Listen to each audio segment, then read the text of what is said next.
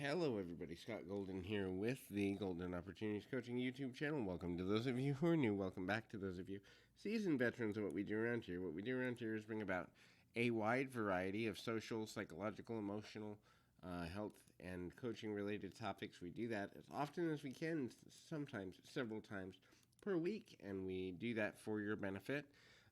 Things not to say that people who are sensitive is our topic. If you're trying to learn boundaries with new people in your life, ultimately this can be a useful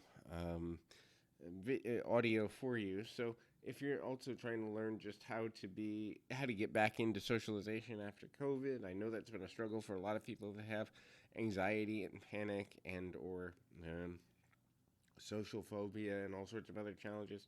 I do offer coaching in that way.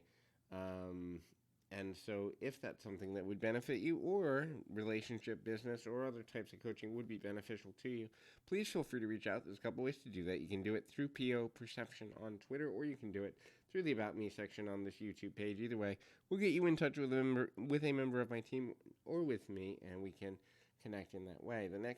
So the first thing is, don't tell people to wing it, because a lot of people have at least some level of control mechanism where they feel, to some degree, that not having a plan, or in some cases, a very detailed plan, makes them uncomfortable, nervous, and may cause them to freak out.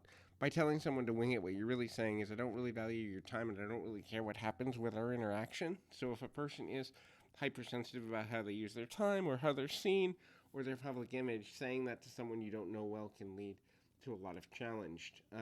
So the next thing is telling a person not to be sensitive about an issue. And this is, ultimately something that a lot of people say without even really realizing it. Sometimes the words can slip out of your mouth without you even realizing it. But, you're too sensitive. Don't be so sensitive. All sorts of, issues can come from that. Because here's the thing. You don't know what someone's trigger point is. You don't know what their life history is. You don't know the story of why they're sensitive about something. And the level at which someone is sensitive doesn't assault them as a person, or define them as a person. So therefore, telling someone to be less sensitive, it's better to ask, hey, I feel like I hit on something that may be sensitive for you or to you.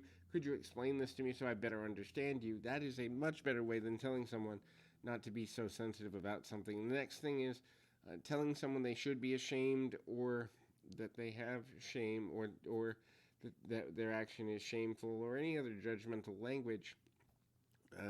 People that have a right to their feelings. Feelings are neither right nor wrong, they just are.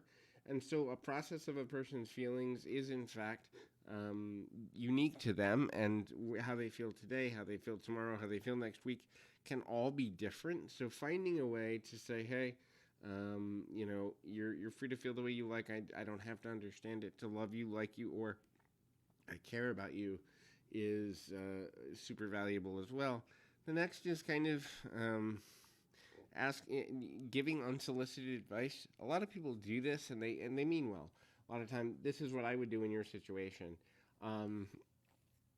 It's much better to use a preamble, especially with a new person in your life, to say, hey, are you open to advice? Would you like some advice?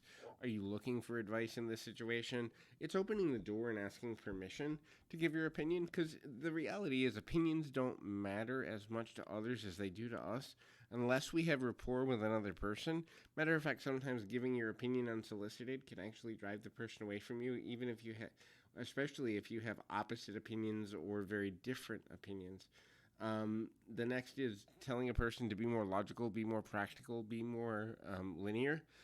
Sometimes people don't work that way, so while you can put yourself in the driver's seat of saying, this is how I would handle this situation, this is how I would tackle that, telling a person how to behave, how to think, how to look at the world is not only offensive, but it's also going to drive them away from feeling they can be open with you. You can say, here's how I would, or here's how I might handle that.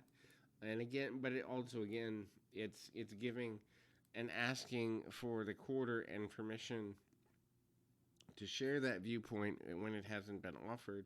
And that can be literally a 5-second comment or conversation, but it is important to consider doing that. The next is comparison. I have a better life. You have a worse life. You have a worse life. I have a better life. Um, this is the right way. This is the wrong way. Any language that's very derisive or is creates divide.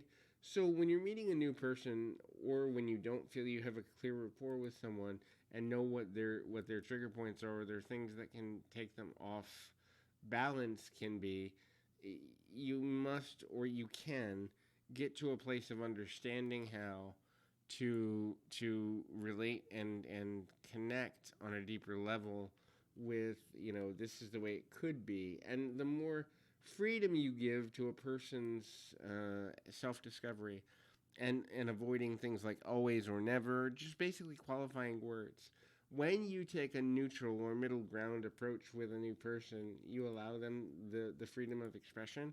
When you force your ideas or concepts onto another person, you take that freedom away. So the more free you can be with a person, the easier it is to build rapport. Hopefully this is helpful. Keep your feet on the ground, your mind in the moment. Until next time, everybody.